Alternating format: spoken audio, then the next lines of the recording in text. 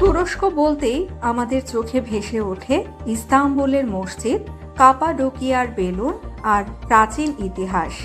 কিন্তু জানেন কি, দেশটির সবচেয়ে অবাক করা কিছু বিষয় আসলে লুকিয়ে আছে মাটির নিচে। ইস্তাম্বুলের ব্যস্ত রাস্তাগুলোর নিচে রয়েছে শত শত প্রাচীন ভূগর্ভস্থ জলাধার বা সিস্টার্ন। এর মধ্যে সবচেয়ে বিখ্যাত বাসিলিকা সিস্টার্ন। প্রায় 1500 বছর আগে নির্মিত এই বিশাল স্থাপনাটি একসময় প্রায় 80,000 ঘনমিটার পানি সংরক্ষণ করত।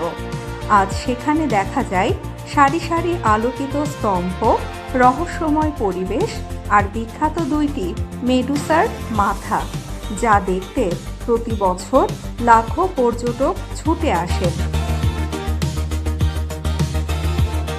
আরও আছে শেরের পিয়ে সিস্টার্ন, যেখানে আধুনিক প্রযুক্তির সাহায্যে দেয়াল জুড়ে দেখানো হয় ইস্তাম্বুলের 1000 বছরের ইতিহাস।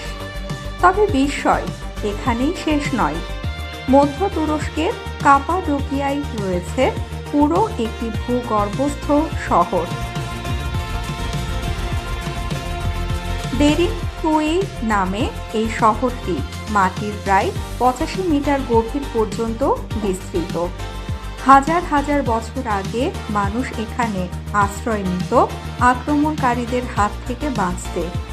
ভূগর্ভে ছিল ঘর, গুদাম, উপাসনালয়, এমনকি পশু রাখার জায়গাও। পাশের কাইমাকুলি শহরেও রয়েছে বহু স্তরের সুড়ঙ্গ আর প্রাচীন দেয়াল চিত্র, যা আজও ইতিহাসের সাক্ষী হয়ে দাঁড়িয়ে আছে। মাটির নিচে লুকিয়ে থাকা এই বিষয়গুলো শুধু প্রকৌশলের অনন্য উদাহরণ নয়, বরং তুরস্কের 1000 বছরের ইতিহাসের জীবন্ত দলিল। তাই তুরস্ক ভ্রমণে গেলে শুধু উপরের সৌন্দর্য নয়, একবার ঘুরে আসতে পারেন মাটির নিচের সেই রহস্যময় জগৎ থেকেও।